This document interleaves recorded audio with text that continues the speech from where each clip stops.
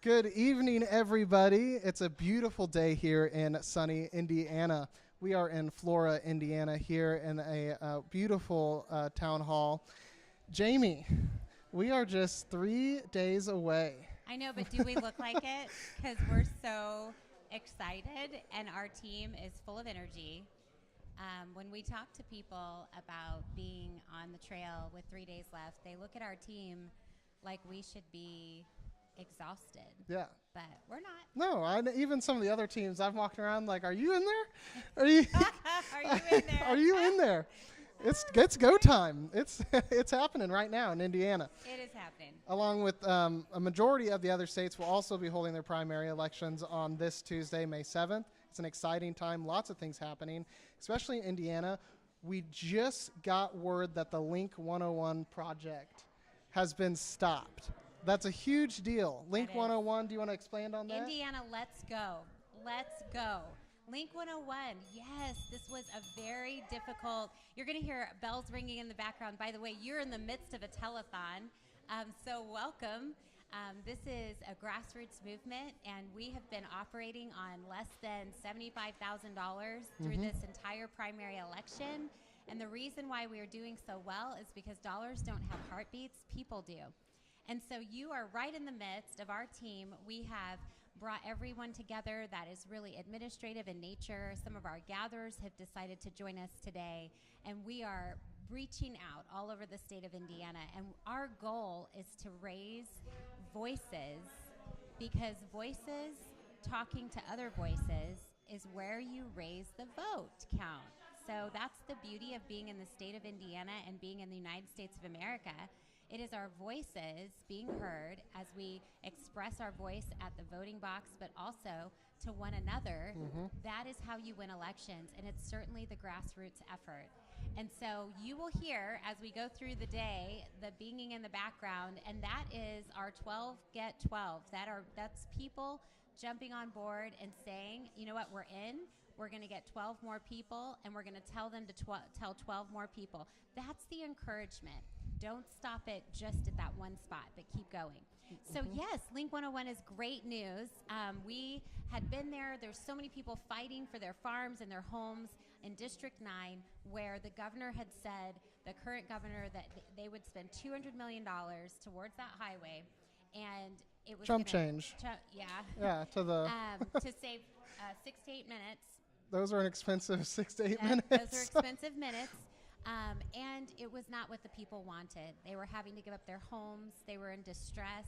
They were overwhelmed. And I was so blessed and honored to come alongside them and bring that issue to the forefront. And they were very quick to move. They have done their research. They have all of the studies done.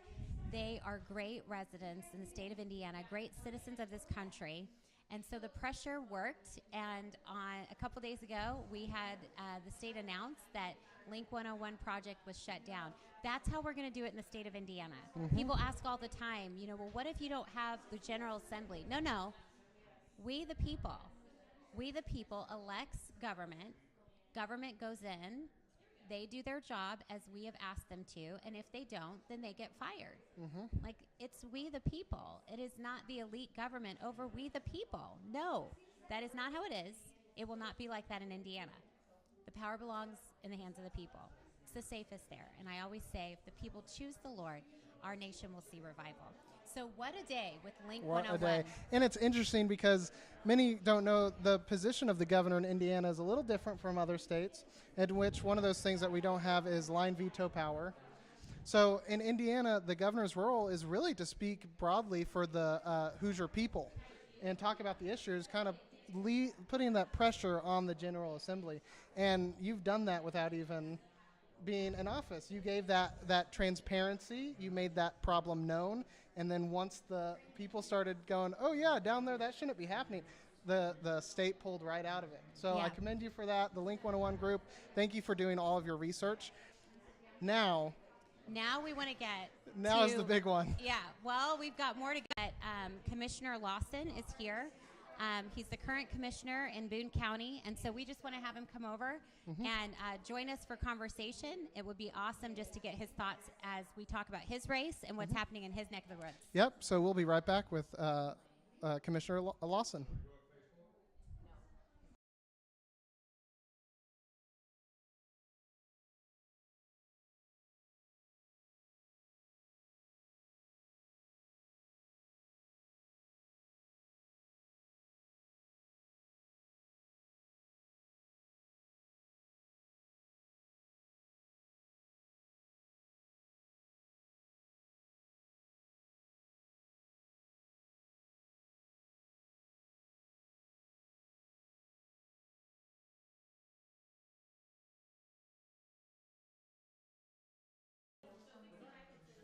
Well, you guys, I am so honored to have Commissioner Lawson here, Don Lawson, here in Boone County. Boone County is a wonderful area. It is definitely an area that experiences the stress of LEAP, and that's been a big deal for Commissioner Lawson. And so I want you, Don, to talk to people about how your race is going. Give people a little bit of background on LEAP and what your stance has been. And then you've got some people out there that don't like you so much. I wonder why. And so let's talk about what's going on with your race and just the commercials that have been released lately. So I'll go ahead and give you the floor. Well, very good. Thank you so much for having me here today. It's truly an honor. And you know, in any election process, there's always people that go overboard on things. They're rude and obnoxious, and I never have been that way because that was not the way I was raised. Yeah. And so when they start doing that, I ignore it. I don't make any comments on it because I think that's the best thing to do. Unfortunately, then that makes them even more frustrated, and it just keeps growing and growing. But I'm staying on my line and moving forward with that. And I've got the support of the majority of the people, I would say, and I'm very proud of that because I've worked very hard at that. It's not an easy thing to do. And I work for over 70,000 people in Boone County, and I take that very seriously. In office, they're not there to go have dinners and lunches and backdoor conversations. They're there representing the people. Probably one of the hardest things in my travel is when people come up to me and say, "You're going to help us, right?" I mean, you're just looking at these beautiful Hoosier people that are Americans in a free country, and they are asking us, "You will help." And the reason for that is because so many representatives are not helping their people. They're on stump, they're showing up at dinners, and they're making it seem like they care, and then they're going up to the State House and they're making decisions that are not good for the people. And that has to stop. Absolutely. I agree with you 100%. Tell me about, has there been anything said that you felt like that's just wrong, and would people know it's wrong? So do you need to correct any statements? Yes, there's as far as the person running against me has spread all kinds of lies, and that's unacceptable. And that's why I stay out of that. I'm not jumping into that. You cannot make me mad enough to do that. Yes. To lie. Yes. And to tell bad stories about someone. Yes. They bring that on themselves. They do. And there's no reason for me to be any part of making it even worse. Yes, the Bible talks about overcoming with good. Yes. And so can you tell us, where do you see your role in the LEAP project? How do you continue to stand that line? Like what kind of pressure do you see in that space, and how have you held the line there? Well, let's go back to the beginning, because when LEAP came in, we didn't know anything about it. IEDC came in along with the governor and the city of doing things that we didn't know about. And that's not fair to the people. And you didn't even know as the county commissioner. No, I did not. Wow. And people keep saying that I knew all about this, and I did not. We the commissioners did not know what was going on. Wow. And we kept working on that, trying to figure out how we could get up to date. And that was what was so unfair to all the people, is that if they've known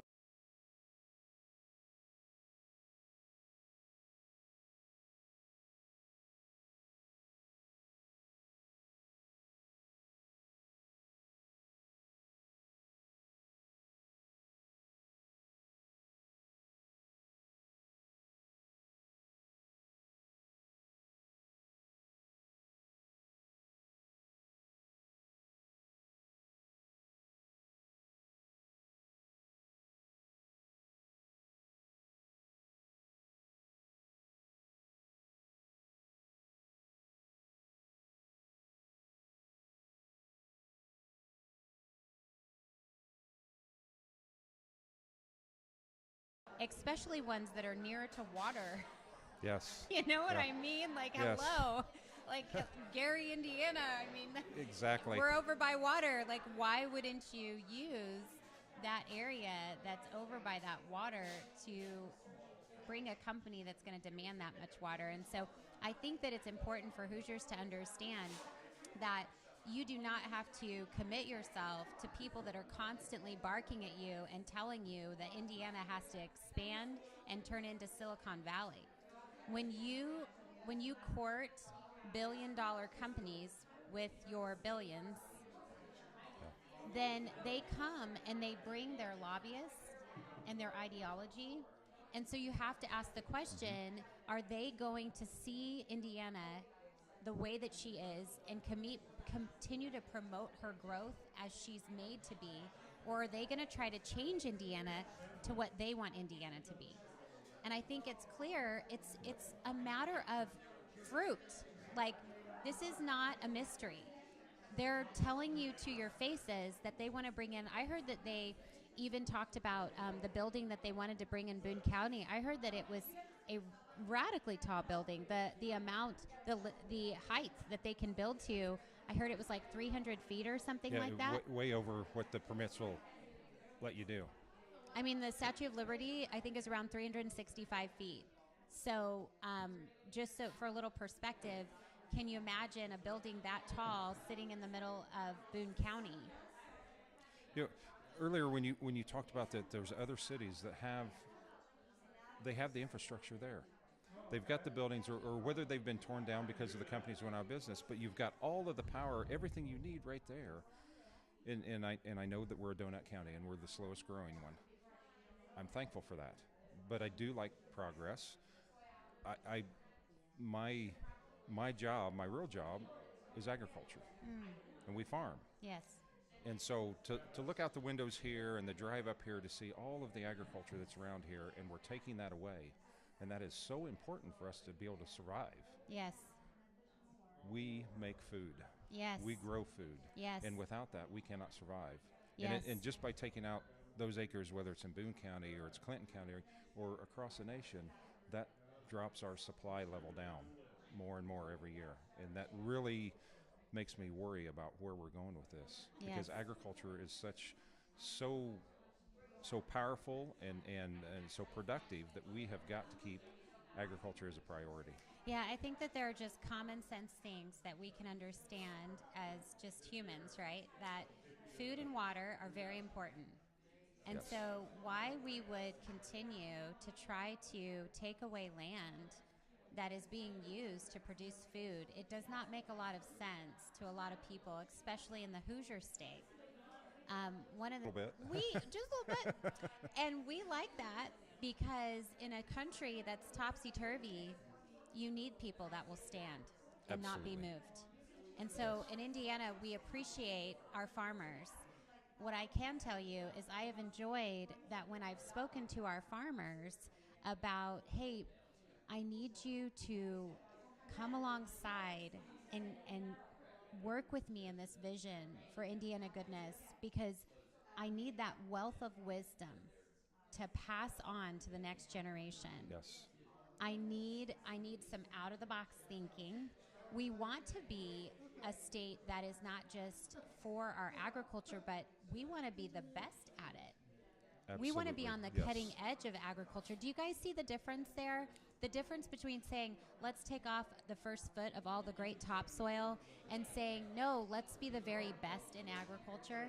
There's a difference in the mentality there. There is. And I do agree with you that it's very concerning that they're going to places where the town, the county is not equipped for their projects, which creates a ripple effect of stress on all the areas around them, instead of pursuing areas that might be more likely to take on a project like that. It's just kind of a double whammy, because not only are they putting something somewhere where there's not an environment for it to succeed, but they're also taking over land in areas that we want to keep prized for farming. That's right. And just like every other business, technology has changed so much in the last few years. In the same way with agriculture, we're a lot more productive than what we used to be.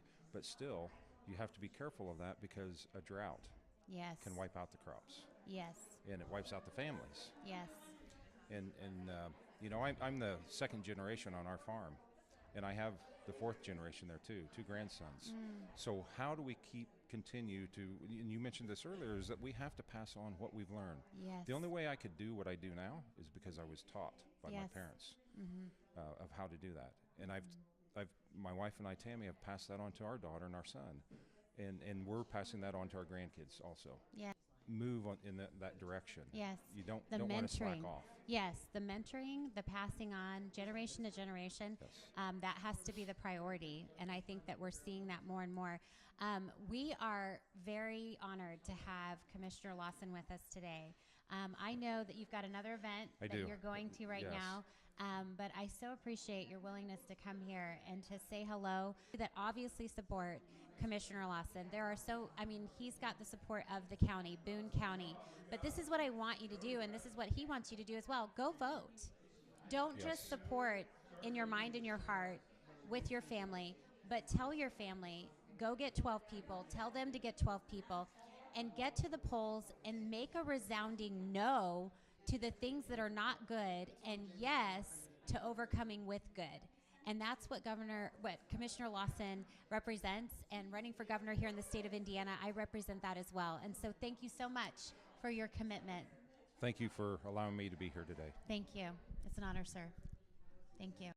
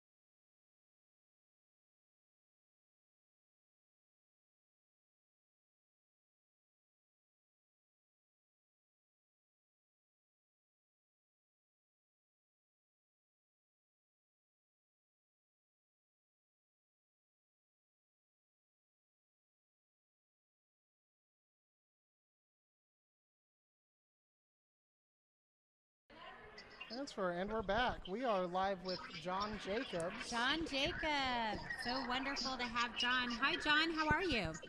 Good, Jamie. How are you? I'm doing great. I am really excited to have you here with us today on the phone. You've got a race that's really important right now. Why don't you tell us what race you're in? Well, I am running for Congress, for U.S. Congress, for District 6. So I got the fight of my life on my hands right now.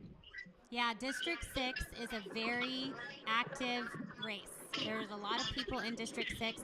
John, tell us, what do you think are the primary things that you focus on running for District 6? What are the things that stand out to you for voters? Well, as a former state rep, well, first and foremost, I want people to know that, the thing I tell people is the most important thing I tell people is that I am a born-again Christian. I let Jesus, the Lord Jesus, drive and direct all my decisions. And I think that's one thing that makes me unique. Now, specifically as it relates to my platform, my platform is very unique. None of my opponents have this platform. No other candidate I've seen has this platform, and it is all Americans first, born and preborn. And the reason I'm saying that, as you well know, Jamie, is that when I was a state representative, I co-authored on legislation to end all abortion in Indiana. And then when we finally forced that legislation out on the House floor, I was one of only 6 Republicans that voted for the legislation to end all abortion in Indiana. And none of my opponents, the other opponent in this race was on the House floor. He voted against it. Yeah, it's very true that we find that life is on the ballot. It's important for us all to understand in the state of Indiana that there are exceptions for abortion, and that the numbers for abortion in 2023 were high. It's not like they've completely gone away. In fact, the gestation age was higher in 2023 than it had been in value, right? So that's the first question that we ask people. And for you to hear this whole time, he just mentioned that he is guided by his relationship with Jesus Christ. He's a born-again Christian. And so the fight is on in the United States of America. The fight is on. And the question becomes, who do you want there fighting for your family? Who do you think is going to exhaust all of their energy, is going to be there every single time, making sure that the voices of the people are heard and that righteousness prevails in the United States? That's who you want to be electing. And so, John, we just want to say that it's great to have you on right now. John and his wife, Ange, are good friends of mine. We wanted John to come on and just be able to say hello to you guys. And so, John, May 7th is the last day. Are you ready? It's the last day before the beginning. So are you ready for May 7th? I am very ready. Us and our campaign team, we've worked really hard. We're really excited. We're ready for May 7th to be here and excited to see what God is going to do. And, a lot of good things, a lot of as far as secure borders and budget, but more specifically also fighting for all preborn lives. Take the fight that I had in Indiana and to take that to Washington, D.C. Absolutely. Absolutely. The left is relentless. The left is relentless, but the problem is that the establishment swamp, they don't fight like the left does. The establishment swamp just caved in and gives away everything. And that's what I tell people. It's like we're in a tug of war, and we've got to pull back to what's right, what's true, what's good, what God says is good and right. And we got to fight to pull back to the right. You're absolutely right. I totally agree with that. I think that we have to stop electing people because they're on stump and they're saying things that seem like it sounds right.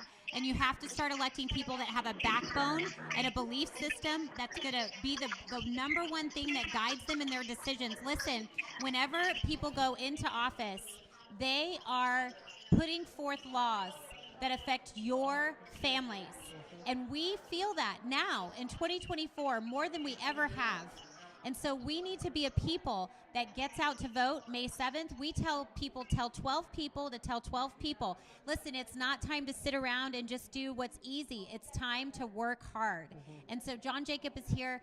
He's given you guys his promise and pledge that he is a born-again Christian, is going to fight for righteousness, fight for the preborn, and also put on that strong strength and conservative value that is so needed when we stand up for what's taking place in our country. The border is a huge issue. We need people that will stand.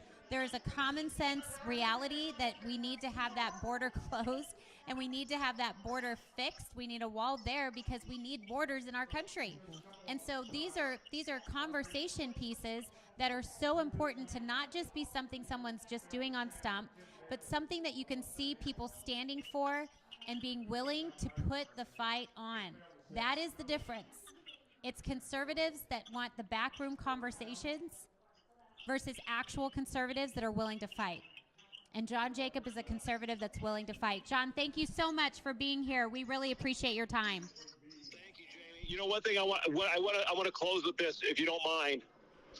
It's a statement that I say to people, and I've said it over and over and over. It's a really simple statement, but it's really, really, really hard for, I think, most political officials to execute. And it's always right to do right, and it's always wrong to do wrong.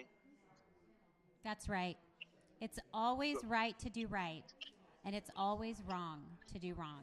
That's John Jacob. That's John Jacob. We want to encourage you guys to get out to vote. Tell 12 people to tell 12 people. May 7th is the last date. Thank you, John. Tell Ange I said hi. It was so good to talk with you today. Thank you. Same here, Jamie. Rooting for you, and I'm voting for you, and I support you fully in your campaign. I've been telling other people. So God bless you and praying for you guys. Thank you so much for that, John. Thanks for that endorsement. We appreciate you. You're welcome, Jamie. Thank you. Well, that was John Jacobs. He's running in 6th Congressional District, my congressional district, and I can tell you I'm definitely voting for John Jacobs. There you go. There you go. Awesome. We will be coming right back with our next guest here tonight. Thank you all for viewing. Stay tuned for more interviews like this.